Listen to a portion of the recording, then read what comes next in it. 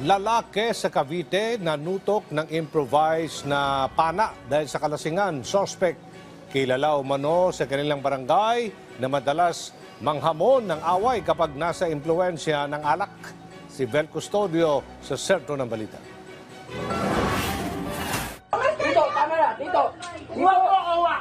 Sa video na ito, kitang-kita na pinagtutulungan ng awati ng hindi bababa sa 3 tao ang lalaking naguhuramentado sa Cavite City bandang alas 12 na madaling araw.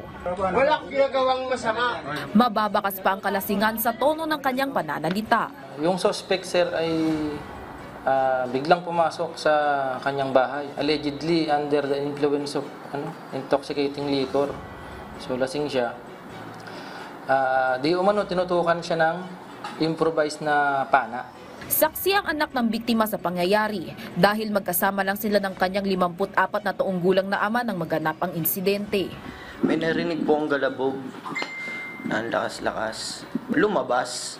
Ngayon, pagkalabas ko, hindi na ako nagsalita, hindi na ako nagtanong kung ano. Kinuha ko po yung cellphone ko, inopen ko po, binidyo ko na lang po yung pangyayari. Pinipigilan po siya ng kapatid niya, pero siya po gusto niya pa rin umakma ng pana sa kay papa ko. Dahil sabi ko po kay papa ko, papumasok ka na sa loob. Huwag ka na lumabas, habang ako po nagbibidyo. Ayon sa anak ng biktima, kilala raw ang suspect na si alias Bedik na isa sa siga sa kanilang barangay. Ugali raw nito na maghamon ng away at malakit sa tuwing nalalasing. So maaaring knowledge na rin po yung kapatid sa gagawin ng suspect, kaya sinundan na niya at maswerte naman napigilan sa balak sanang gawin. Ngunit ang maawat na ang suspect, biglang kumaripas na ito ng takbo at saka nagtago. Tinutugis pa ng pulis ang 30 taong gulang na suspect. Haharapin ng suspect ang reklamong attempted homicide.